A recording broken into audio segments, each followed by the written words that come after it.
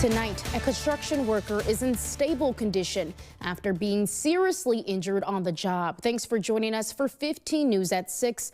I'm Cameron Kelly. Madison Fire tell us 2 people were involved in a construction crane incident this morning. Madison Fire and their heavy urban rescue team arrived to State and Fairchild Streets just before 9:30 this morning after a steel beam fell 50 feet to the ground with someone on the beam when it fell. Another employee was stranded with that crane but was not hurt. Someone who saw the incident happen described the scene as chaotic.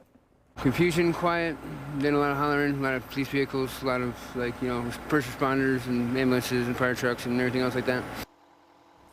Madison Fire say that the beam weighs around 20 and 30,000 pounds. The injured man is in stable condition at a nearby hospital.